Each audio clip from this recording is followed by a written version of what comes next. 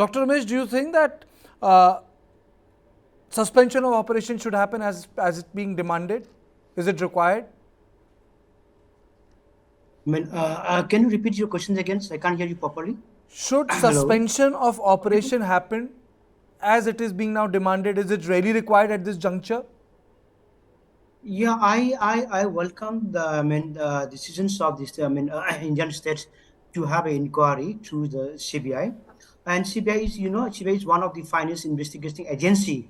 So and we have already witnessed in the beginning in the beginning of this outbreak of the violence in Manipur, because it was started with the armed group during the so-called military mass. So to my understanding, so it was started with using the violence during the peace rally. So I think CBI investigation is required in order to find out how exactly the incidents of the violence was happened. So that is very important. But I'm not here to discuss about the blame game theory, but I just want to have some discussions about how to bring peace, because the those people who are suffering in this during this class violence incident is the innocent people. The fight is between the military group and the civilians. So I think we need to find out how the violence started, how the outbreak of the violence come into active. And it has been a long, more than 1 month we have been witnessing this sort of violence, which cause harm to the innocent people, especially to the innocent people. And so I think I should welcome this kind of investigation. It is very required to find out how the incidents of the violence occur. Madam Guite, if you look at the narrative, it is Kuki militants and Meitei youth. Are all Kukis militants? And are all youths in Meitei armed? All of you are in academics. You understand the Yes, tools of and I, narratives, social anthropology. Is this juxtaposition correct? And then I'll come to something specific about suspension of operations and CBI. yes, I, I have a very strong objection to label all the cookie as militants, and also to talk about the government or the army or the armed forces taking side of a particular group. See, there is, as in the last episode where I was there, I shared about the kind of blame game which has been going on both sides.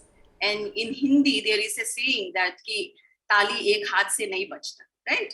So this kind of accusation is okay to an extent when you have, when there is war going on, and it is really a civil war which is going on. Either we want to believe it or not, either we want to accept it or not. It's been more than a month now. Coming back to Sioux preamble, that it says that any such political solution should be within the Constitution of India, and it should not disturb the territorial integrity of Manipur state, right? The KNO demand for Kuki statehood, as Romesh has pointed out, right? But it was rejected as it goes against the Sioux preamble. But the UPF, which is the United People's Front proposal, which is a conglomeration of the Zomi, the Mar, the Kuki. So their proposal is for an autonomous hill state under Article 244A, which was very much within the purview of the Sioux preamble, as it is the creation of a state within the Manipur state, meaning thereby a separate administration within the state territorial limits is possible. And coming to the ground rules, it is important to note that the agreed rules by the state government, the union government, and the Sioux groups, any violation, be it the government or the Sioux groups, they are equally culpable. And there is a joint monitoring groups which is responsible to oversee the implementation of the ground rules, where the state home secretary is the chairman. Now, the big question is, how many joint monitoring groups are held to settle any Sioux ground rule violation in the past? Can any third party decide the fate of the tripartite Sioux? And here you are blaming the other party saying all the Kuki are militants, all the Kuki are illegal immigrants. I mean, what is this labeling of a particular community suddenly? And in coming to the history of Manipur, there was this burning of library in Imphal, where there are archivals of during the British time. So that it has this groundwork of ethnic cleansing of a particular tribal groups within the state of Manipur has been done long time back. So my point is that when there is a Sioux agreement and where there is a law of the land, and till date, the chief minister of Manipur is still the head of the state, and he is not rising above all this kind of attack which is going on between one ethnic community and the majority Métis community. So the politics of othering between the minority and the majority has to be stopped by the head of the state. And coming back to the ground rule of Sioux, inspection of designated camps are jointly conducted by the army and state police every month to verify the cadres and the armed court of its designated camps. Having done such exercises, why the Métis CSOs are so obsessed with Sioux violation? And now Romesh is saying that the Kuki militants, they are armed, they have arms. On the other hand, there is a report of more than 4,000 arms ammunitions were looted by the Métis terrorists, the Métis Lipun, and the Arambai Tengol. So it was none other than the Honorable Chief Minister who declared in public platforms that all arms and ammunitions in Sioux camps are intact. So when you compare this with more than 4,000 sophisticated arms and lakhs of ammunition from the state armory, which were looted, as I said, by the Métis terrorists without any resistance. So under such cases, who has violated the Sioux ground rules? When Sioux armory are found intact, why the state armory are emptied to kill innocent Jou ethnic tribes? When state violated the tripartite Sioux ground rule, why blame only the Sioux groups for violation of the agreed ground rules? So isn't it a hypocrisy on the part of the state government and the majoritarian government? So this is my question to Romesh. Romesh ji, you can come, and after that I'll go to Yashovardhan ji. So let me tell you one thing. Arambai or Métis Lipul is not like a militant armed group, you see. And many civilian people who belong to the Métis community, they are in a state of defending themselves. When somebody attack them, it is very obvious that they have to defend themselves. They should not be allowed to be killed by somebody else, because they have some obligation, responsibility to their family and to the state also. So this fight is between the arm. I'm not sure whether the militant group who are under Sioux are involved or not, but it is very clear that it is a fact that armed Kuki group are involved in this violence, right? And on 2028 night, at around 2:30, armed group burned down the houses of in two villages in the Kumbi Assembly constituency, Napar and Tangjeng. After burning down the houses, they occupied the place. But despite the deployment of the Assam Rifle, they could not wipe out the militant group who are residing in that area. Where they have burned down the houses of the Napar and Tangjeng. What the Assam Rifle is doing. And one more thing, I'm not sure whether you are aware of this or not. There was a ceasefire agreement between the Assam Rifle and the Kuki militants. Keno and JRO, unofficial, for 6 months in 2005. Are you aware of this? Hello? Yes. Have you completed yourself? Yeah. In 2005, there was unofficial ceasefire between the Kuki militants and the Assam Rifle for 6 months. The then Congress government at the time, led by the Okram Ibobi, he came to know that why the Assam Rifle is not doing their duty to counter the insurgency. So when he started investigating, he found that there was a ceasefire agreement between the Assam Rifle and the Kuki militant unofficial. Then from that inquiry, done by the then government, now the tripartite pact come into action. So it clearly shows that without the knowledge of the state government, there was a ceasefire agreement between the Assam Rifle and the Kuki militant.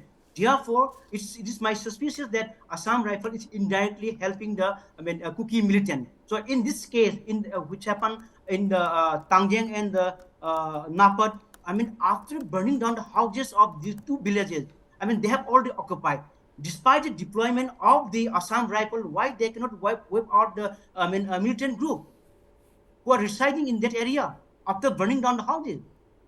So I don't want to come to this, blame game theory. So what is the need of this hour is how to bring peace in this, in Manipur, because those people who are suffering belongs to innocent people. And this fight is not between the Meitei and the Kuki. This fight is between the armed militant group, Kuki group, and the civilian who belongs to Meitei community. They have to defend themselves. Okay. And one of my colleague has mentioned that more than 5,000 4,000 weapons have been taken away from the state police force. Obviously, it should be. We have no idea. The civilian people, the poor community, the poor people, they don't have any option. They have to defend themselves.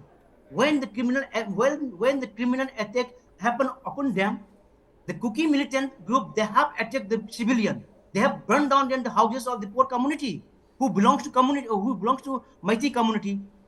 And after this outbreak of this violence, now they are demanding, they want to have a separate administration. This is unacceptable. No other tribe except Kuki are not demanding to have a separate administration. Why the Kuki want to have a separate administration after this violence?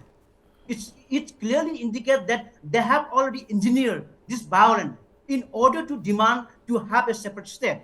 And they also demanding to have PR, president rule, and Armed Forces Special Power Act, which is denied by every sections of the society. In Manipur, why they want to have PR in Manipur? Why they want to have Armed Forces Special Power Act in Manipur? Still, Armed Forces Power Act is still employed in Manipur, but still, why they want to have PR? Why they want to have Armed Forces Special Power Act, which is an extraordinary act, which gives license to kill people. Armed Forces Special Power Act gives license to kill people, and Kuki people, they want to have this Armed Forces Special Power Act. They want to impose the president rule in Manipur. Why? If they are very concerned about the state, and they should extend support to the government effort to identify the drug carrier and to identify the unauthorized illegal migrant. And I just want to mention one thing here. Migration is one of the big issue in Manipur. The first phase of the migrations happened in late 1950s and early 1960s.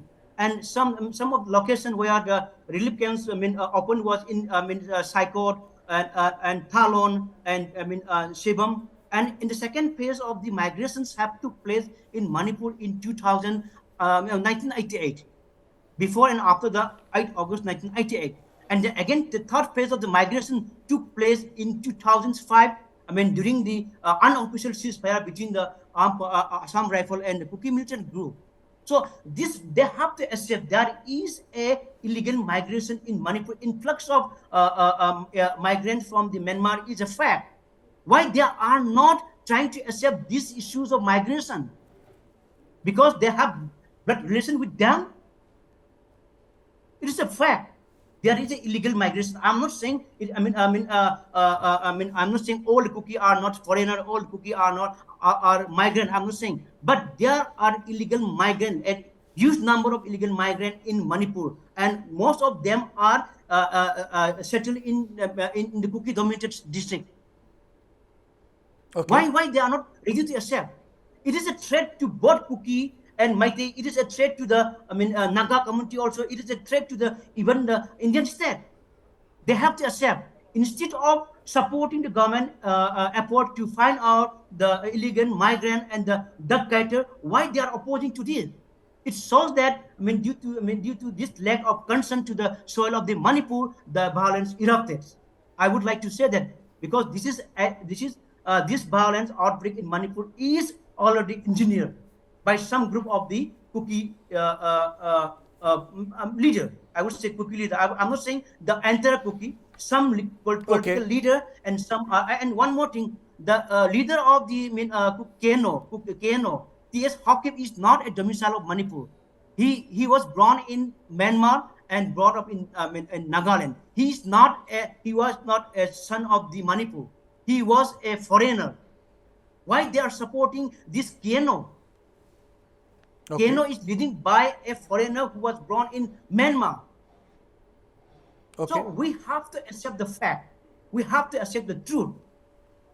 Okay. We still want to have peace because the people who are suffering belong to innocent people. They are trying to take the advantage of these problems of the social and social issue. But I don't know what to say because I'm not in a position to blame them again and again. But if they started this blame game theory, then I think we need to bring out the truth.